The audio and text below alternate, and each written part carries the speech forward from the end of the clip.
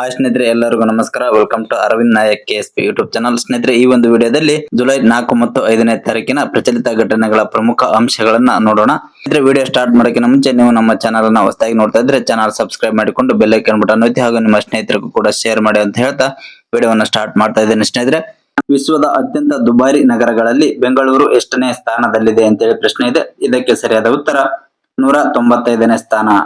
ಹಾಗೆ ಸ್ನೇಹಿತರೆ, 2024ನೇ ಸಾಲಿನ ಭಾರತದ ಅತ್ಯಂತ ದುಬಾರಿ ನಗರ ಯಾವುದು ಅಂತೇಳಿ ಪ್ರಶ್ನೆ ಇದೆ. ಭಾರತದ ದುಬಾರಿ ನಗರ ಅಂತೇಳಿ ಏನಾದ್ರೂ ಪ್ರಶ್ನೆಯನ್ನ ಕೇಳಿದ್ರೆ ಮುಂಬೈ ಮೊದಲನೇ ಸ್ಥಾನದಲ್ಲಿದೆ. ಹಾಗೆ ವಿಶ್ವದ ಅತ್ಯಂತ ದುಬಾರಿ ನಗರಗಳ ಪೈಕಿ ಮುಂಬೈ 136ನೇ ಸ್ಥಾನದಲ್ಲಿದೆ, ಬೆಂಗಳೂರು 195ನೇ ಸ್ಥಾನದಲ್ಲಿದೆ. ಹಾಗೆ ಸ್ನೇಹಿತರೆ, ವಿಶ್ವದ ಅತ್ಯಂತ ದುಬಾರಿ ನಗರಗಳ ಪಟ್ಟಿಯಲ್ಲಿ ಮೊದಲನೇ ಸ್ಥಾನದಲ್ಲಿರುವುದು ಯಾವುದು ಅಂದ್ರೆ ಹಾಂಗ್ಕಾಂಗ್ ಮೊದಲನೇ ಸ್ಥಾನದಲ್ಲಿದೆ. 2ನೇ ಸ್ಥಾನದಲ್ಲಿ ಸಿಂಗಾಪುರ್, 3ನೇ ಸ್ಥಾನದಲ್ಲಿ ಸ್ವಿಟ್ಜರ್ಲ್ಯಾಂಡ್ ನ ಜ್ಯೂರಿಚ್, 4ನೇ ಸ್ಥಾನ ಸ್ವಿಟ್ಜರ್ಲ್ಯಾಂಡ್ ನ ಜಿನೆವಾ, 5 ಸ್ವಿಟ್ಜರ್ಲ್ಯಾಂಡ್ ನ ಬಸೆಲ್, 6 ಸ್ವಿಟ್ಜರ್ಲ್ಯಾಂಡ್ ನ ಬೆನ್ ಮತ್ತು 7ನೇ ಸ್ಥಾನದಲ್ಲಿ ಅಮೆರಿಕಾದ ನ್ಯೂಯಾರ್ಕ್, 8ನೇ ಸ್ಥಾನದಲ್ಲಿ ಇಂಗ್ಲೆಂಡ್ ನ ಲಂಡನ್, 9ನೇ ಸ್ಥಾನದಲ್ಲಿ ಬಹಮಸ್ ನ ನಸ್ಸಾವ್, ಹಾಗೆ 10ನೇ ಸ್ಥಾನದಲ್ಲಿ ಅಮೆರಿಕದ ಲಾಸ್ ಏಂಜಲೀಸ್ 10ನೇ ಸ್ಥಾನದಲ್ಲಿದೆ. ಹಾಗಾದ್ರೆ ಸ್ನೇಹಿತರೆ, ಈ ಒಂದು ದುಬಾರಿ ನಗರಗಳ ಪಟ್ಟಿಯನ್ನು ಸಿದ್ಧಪಡಿಸಿದಂತಹ ಸಂಸ್ಥೆಯ ಹೆಸರು ಅಂತೇಳಿ ಕೇಳಿದ್ರೆ ಮಾರ್ಸಸ್ ಸಂಸ್ಥೆ ಪ್ರತಿ ವರ್ಷ ವಿವಿಧ ರೀತಿಯಾದಂತಹ ಮಾನದಂಡಗಳನ್ನು ಆಧರಿಸಿ ಈ ಒಂದು ಪಟ್ಟಿಯನ್ನ ಬಿಡುಗಡೆ ಮಾಡಲಾಗುತ್ತದೆ. ಹಾಗಾದ್ರೆ ಸ್ನೇಹಿತರೆ, ಈ ಒಂದು ಪಟ್ಟಿಯಲ್ಲಿ ಒಟ್ಟು 226 ನಗರಗಳ ಜೀವನ ವೆಚ್ಚದ ಕುರಿತಾದ ಅಧ್ಯಯನವನ್ನು ನಡೆಸಿ ಈ ಒಂದು ವರದಿಯನ್ನು ಬಿಡುಗಡೆ ಮಾಡಲಾಗಿದೆ. ಹಾಗೆ 226 ನಗರಗಳ ವಸತಿ, ಸಾರಿಗೆ, ಆಹಾರ, ಬಟ್ಟೆ, ಮನೋರಂಜನೆಯಂತಹ 200ಕ್ಕೂ ಹೆಚ್ಚು ಮಾನದಂಡಗಳನ್ನು ಆಧರಿಸಿ ಈ ಒಂದು ಪಟ್ಟಿಯನ್ನು ಬಿಡುಗಡೆ ಮಾಡಲಾಗಿದೆ. ಸ್ನೇಹಿತರೆ, ಹಾಗಾದ್ರೆ ಭಾರತದಲ್ಲಿ ಈ ಒಂದು ದುಬಾರಿ ನಗರಗಳ ಪಟ್ಟಿಯಲ್ಲಿ ಮೊದಲನೇ ಸ್ಥಾನದಲ್ಲಿರುವುದು ಮುಂಬೈ, ನವದೆಹಲಿ 2ನೇ ಸ್ಥಾನದಲ್ಲಿದೆ, ಚೆನ್ನೈ 3ನೇ ಸ್ಥಾನದಲ್ಲಿದೆ, ಬೆಂಗಳೂರು 4ನೇ ಸ್ಥಾನ, ಹೈದರಾಬಾದ್ 5ನೇ ಸ್ಥಾನದಲ್ಲಿದೆ, ಪುಣೆ 6ನೇ ಸ್ಥಾನದಲ್ಲಿದೆ. ಸ್ನೇಹಿತರೆ, ಈ ಒಂದು ಪ್ರಚಲಿತ ಘಟನೆ ಏನಿದೆ ತಾವು ಯಾವುದೇ ಒಂದು ಸ್ಪರ್ಧಾತ್ಮಕ ಪರೀಕ್ಷೆಯಲ್ಲಿ ಹೆಚ್ಚು ಅಂಕ ಗಳಿಸಲಿಕ್ಕೆ ತುಂಬಾ ಅನುಕೂಲವಾಗಲಿದೆ. ಹಾಗಾಗಿ ಇದು ತುಂಬಾ ಇಂಪಾರ್ಟೆಂಟ್ ಆಗಿರುವುದರಿಂದ ಚೆನ್ನಾಗಿ ತಿಳಿದುಕೊಳ್ಳಿ ಮತ್ತು ಅವಶ್ಯಕತೆ ಇದ್ರೆ ಒಂದು ಕಡೆ ನೋಟ್ಸ್ ಮಾಡಿ ಇಟ್ಕೊಳ್ಳಿ. ಓಕೆ ಸ್ನೇಹಿತರೆ, ಮುಂದಿನ ಒಂದು ಇಂಪಾರ್ಟೆಂಟ್ ಕರೆಂಟ್ ಅಫೇರ್ಸ್ ಏನಂತ ಹೇಳಿ ನೋಡುವುದಾದ್ರೆ 2024ರ ಜುಲೈ 26ರಂದು ನಡೆಯಲಿರುವ ಪ್ಯಾರಿಸ್ ಒಲಿಂಪಿಕ್ಸ್ ನಲ್ಲಿ ಭಾರತೀಯ ಕ್ರೀಡಾಪಟುಗಳ ಮುಂದಾಳತ್ವವನ್ನು ಯಾರು ವಹಿಸಲಿದ್ದಾರೆ ಅಂತೇಳಿ ಪ್ರಶ್ನೆ ಇದೆ. ಇದಕ್ಕೆ ಸರಿಯಾದ ಉತ್ತರ ನೀರಜ್ ಚೋಪ್ರಾ. ನೀರಜ್ ಚೋಪ್ರಾ ಅವರು ಜಾವಲಿನ್ ಎಸೆತಗಾರ ಆಗಿದ್ದಾರೆ. ಹಾಗೆ ಇನ್ನೊಂದು ಪ್ರಶ್ನೆ, 2024ರ ಪ್ಯಾರಿಸ್ ಒಲಿಂಪಿಕ್ಸ್ ನಲ್ಲಿ ಎಷ್ಟು ಭಾರತೀಯ ಕ್ರೀಡಾಪಟುಗಳು ಭಾಗವಹಿಸಲಿದ್ದಾರೆ ಅಂದ್ರೆ ಇದಕ್ಕೆ ಸರಿಯಾದ ಉತ್ತರ 28 ಕ್ರೀಡಾಪಟುಗಳು ಭಾಗವಹಿಸಲಿದ್ದಾರೆ. ಈ ಒಂದು 28 ಕ್ರೀಡಾಪಟುಗಳನ್ನು ಒಳಗೊಂಡಂತಹ ಒಂದು ನಿಯೋಗವನ್ನು ನೀರಜ್ ಚೋಪ್ರಾ ಅವರು ಮುಂದಾಳತ್ವವನ್ನು ವಹಿಸಲಿದ್ದಾರೆ. ಓಕೆ ಸ್ನೇಹಿತರೆ, ಈ ಒಂದು ಒಲಿಂಪಿಕ್ಸ್ ಗೆ ಸಂಬಂಧಪಟ್ಟಂತೆ ಇನ್ನು ಹೆಚ್ಚಿನ ಒಂದು ಇಂಪಾರ್ಟೆಂಟ್ ಅಂಶಗಳನ್ನ ತಿಳಿಸ್ತಾ ಹೋಗ್ತೇನೆ. ಅವಶ್ಯಕತೆ ಇದ್ರೆ ಒಂದ್ ಸೈಡ್ ನೋಟ್ ಮಾಡಿ ಇಟ್ಕೊಳ್ಳಿ, ಎಕ್ಸಾಮ್ ಟೈಮ್ ಅಲ್ಲಿ ತುಂಬಾ ಅನುಕೂಲವಾಗಲಿದೆ. ಸ್ನೇಹಿತರೆ, 2024ನೇ ಸಾಲಿನ ಒಲಿಂಪಿಕ್ಸ್ ನ ಆತಿಥ್ಯ ವಹಿಸಲಿರುವ ದೇಶ ಯಾವುದು ಅಂದ್ರೆ ಫ್ರಾನ್ಸ್ ದೇಶ. ಓಕೆ ಸ್ನೇಹಿತರೆ, ಹಾಗಾದ್ರೆ ಈ ಒಂದು ಒಲಿಂಪಿಕ್ಸ್ ಯಾವಾಗ ಸ್ಟಾರ್ಟ್ ಆಗಲಿದೆ ಅಂದ್ರೆ ಜುಲೈ 26ರಿಂದ ಸ್ಟಾರ್ಟ್ ಆಗಿ ಆಗಸ್ಟ್ 11ರಂದು ಈ ಒಂದು ಒಲಿಂಪಿಕ್ಸ್ ಮುಕ್ತಾಯಗೊಳ್ಳಲಿದೆ. ಓಕೆ ಸ್ನೇಹಿತರೆ, ಈ ಒಂದು ಫ್ರಾನ್ಸ್ ದೇಶ ಏನಿದೆ ಈವರೆಗೆ 6 ಬಾರಿ ಒಲಿಂಪಿಕ್ಸ್ ನ ಆತಿಥ್ಯವನ್ನು ವಹಿಸಿದೆ. ಅದರಲ್ಲಿ 3 ಚಳಿಗಾಲದ ಒಲಿಂಪಿಕ್ಸ್ ಮತ್ತು 3 ಬೇಸಿಗೆ ಕಾಲದ ಒಲಿಂಪಿಕ್ಸ್ ನ ಆತಿಥ್ಯವನ್ನು ವಹಿಸಿದೆ. ಸ್ನೇಹಿತರೆ, ಹಾಗೆ ಈ ಒಂದು ಒಲಿಂಪಿಕ್ಸ್ ನ ಉದ್ಘಾಟನಾ ಸಮಾರಂಭ ಎಲ್ಲಿ ನಡೆಯಲಿದೆ ಅಂತೇಳಿ ನೋಡುವುದಾದ್ರೆ ಫ್ರಾನ್ಸ್ ನ ಪ್ಯಾರಿಸ್ ನ ರೊಕಾಡರೋ ಮತ್ತು ಸೀನ್ ಉದ್ಯಾನವನಗಳಲ್ಲಿ ಈ ಒಂದು ಉದ್ಘಾಟನಾ ಸಮಾರಂಭ ನಡೆಯಲಿದೆ. ಇನ್ನು ಕ್ಲೋಸಿಂಗ್ ಸಮಾರಂಭ ಸ್ಟೇಡ್ ಡಿ ಫ್ರಾನ್ಸ್ ನಲ್ಲಿ ನಡೆಯಲಿದೆ.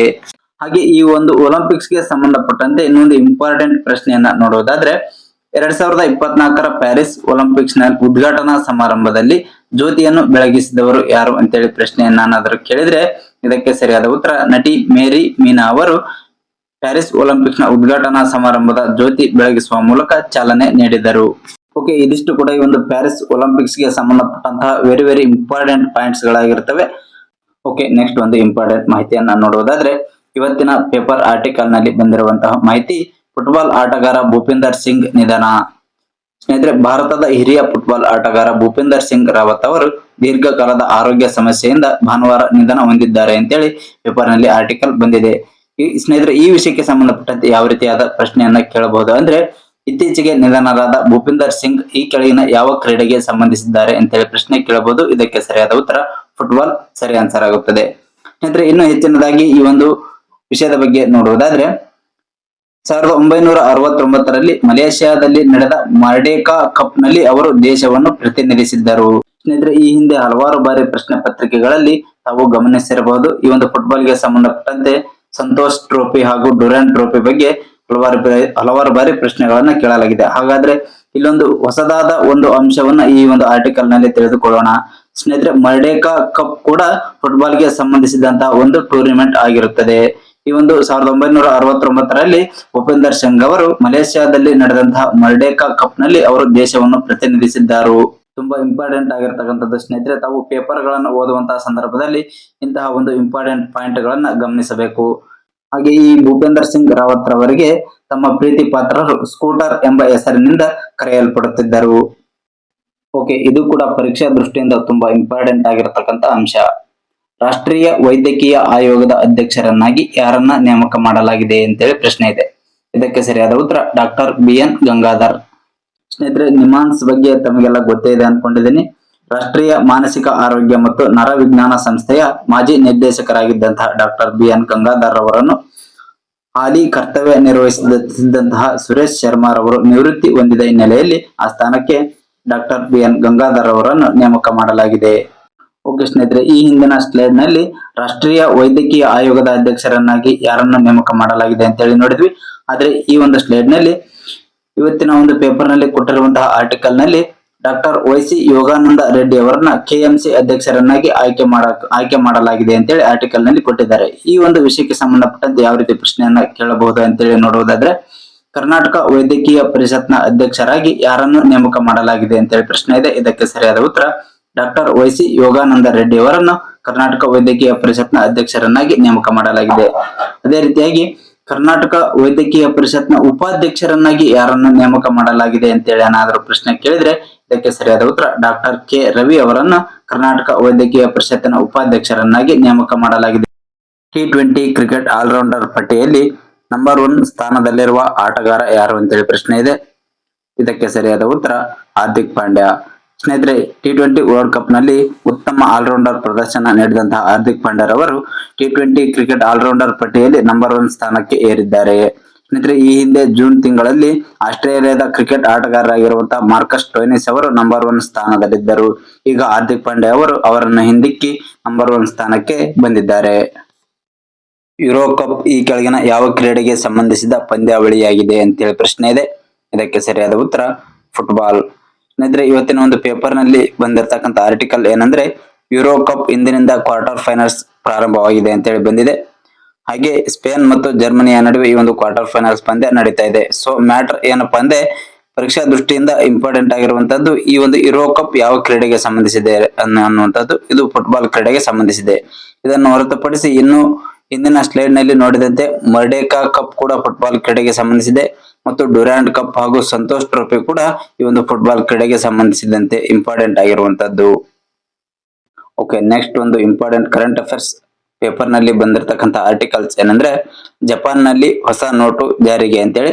ಸ್ನೇಹಿತರೆ, ಜಪಾನ್ ದೇಶದ ಕರೆನ್ಸಿ ಯಾವುದು ಅಂತೇಳಿ ಈ ಹಿಂದೆ ಹಲವಾರು ಬಾರಿ ನಡೆದಂತಹ ಸ್ಪರ್ಧಾತ್ಮಕ ಪರೀಕ್ಷೆಗಳಲ್ಲಿ ಕೇಳಲಾಗಿದೆ. ಇದಕ್ಕೆ ಸರಿಯಾದ ಉತ್ತರ ಎನ್. ಜಪಾನ್ ದೇಶದ ಕರೆನ್ಸಿ ಎನ್. ಹಾಗೆ ಇತ್ತೀಚೆಗೆ ಈ ಕೆಳಗಿನ ಯಾವ ದೇಶವು ಹೊಸ ನೋಟುಗಳನ್ನು ಚಲಾವಣೆಗೆ ತಂದಿದೆ ಅಂತೇಳಿ ಪ್ರಶ್ನೆಯನ್ನ ಕೇಳಿದ್ರೆ ಇದಕ್ಕೆ ಸರಿಯಾದ ಉತ್ತರ ಜಪಾನ್. ಸ್ನೇಹಿತರೆ, ಜಪಾನ್ ದೇಶವು 3D ಹಾಲೋಗ್ರಾಮ್ ತಂತ್ರಜ್ಞಾನವನ್ನು ಹೊಂದಿದಂತಹ ನೋಟುಗಳನ್ನು ಚಲಾವಣೆಗೆ ತಂದಿದೆ. ಹಾಗಾಗಿ ಈ ಒಂದು ನೋಟುಗಳಲ್ಲಿ ಯಾವ ಒಂದು ಮಹಾನ್ ವ್ಯಕ್ತಿಗಳ ಭಾವಚಿತ್ರವನ್ನು ಇರಿಸಲಾಗಿದೆ ಅಂತೇಳಿ ನೋಡುವುದಾದ್ರೆ $62 ಮೌಲ್ಯದ 10,000 ಯೆನ್ ನೋಟಿನಲ್ಲಿ ಜಪಾನ್ನ ಬಂಡವಾಳಶಾಹಿ ಪಿತಾಮಹ ಎಂದು ಕರೆಯಲಾಗುವಂತಹ ಐಚಿ ಸಿಬುಸಾವೊ ಅವರ ಭಾವಚಿತ್ರವಿದೆ.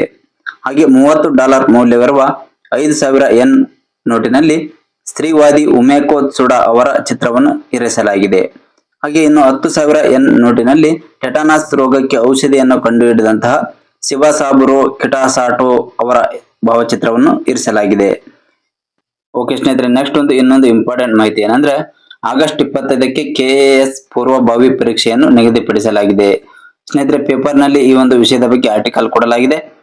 ಹಾಗೆ ಪ್ರಸಕ್ತ ಸಾಲಿನ ಗೆಜೆಟೆಡ್ ಪ್ರೊಫೆಷನಲ್ಸ್ 384 ಹುದ್ದೆಗಳಿಗೆ KPSC ಆಗಸ್ಟ್ 25ರಂದು ಪೂರ್ವಭಾವಿ ಪರೀಕ್ಷೆಯನ್ನು ನಡೆಸಲು ದಿನಾಂಕವನ್ನು ನಿಗದಿಪಡಿಸಲಾಗಿದೆ. ಆಗಸ್ಟ್ 25ರಂದು ಬೆಳಗ್ಗೆ 10 ರಿಂದ 12 ಗಂಟೆಗೆ ಪೇಪರ್ 1 ಕುರಿತು ಎಕ್ಸಾಮ್ ನಡೆಯಲಿದೆ.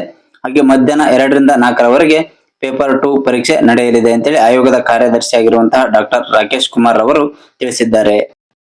2024ನೇ ಸಾಲಿನ T20 ವಿಶ್ವಕಪ್ ಗೆದ್ದ ಭಾರತ ತಂಡಕ್ಕೆ ಬಿಸಿಸಿಐ ಭಾರತ ಕ್ರಿಕೆಟ್ ನಿಯಂತ್ರಣ ಮಂಡಳಿ ಎಷ್ಟು ನಗದು ಬಹುಮಾನವನ್ನು ಘೋಷಿಸಿದೆ ಅಂತೇಳಿ ಪ್ರಶ್ನೆ ಇದೆ. ಇದಕ್ಕೆ ಸರಿಯಾದ ಉತ್ತರ 125 ಕೋಟಿ ರೂಪಾಯಿಗಳ ನಗದು ಬಹುಮಾನವನ್ನು ಘೋಷಿಸಿದೆ.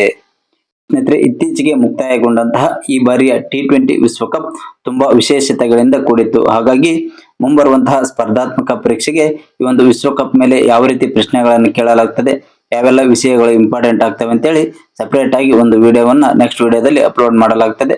ಅದರ ಒಂದು ನೋಟಿಫಿಕೇಶನ್ ತಮಗೆ ಬಂದು ತಲುಪಬೇಕಂದ್ರೆ ನಮ್ಮ ಚಾನಲ್ ಸಬ್ಸ್ಕ್ರೈಬ್ ಮಾಡಿಕೊಂಡು ಬೆಲ್ ಐಕನ್ ಬಟನ್ ಒತ್ತಿ. ಸ್ನೇಹಿತರೆ, ಮಾಹಿತಿ ಇಷ್ಟವಾಗಿದ್ರೆ ಈ ವಿಡಿಯೋಗೆ ಒಂದು ಲೈಕ್ ಕೊಡಿ ಹಾಗೂ ನಿಮ್ಮ ಸ್ನೇಹಿತರಿಗೂ ಕೂಡ ಶೇರ್ ಮಾಡಿ, ಅವರಿಗೂ ಸಹ ಅನುಕೂಲವಾಗಲಿ ಅಂತ ಹೇಳ್ತಾ ಈ ವಿಡಿಯೋವನ್ನು ಇಲ್ಲಿಗೆ ಮುಗಿಸ್ತಾ ಇದ್ದೀನಿ. ಧನ್ಯವಾದಗಳು.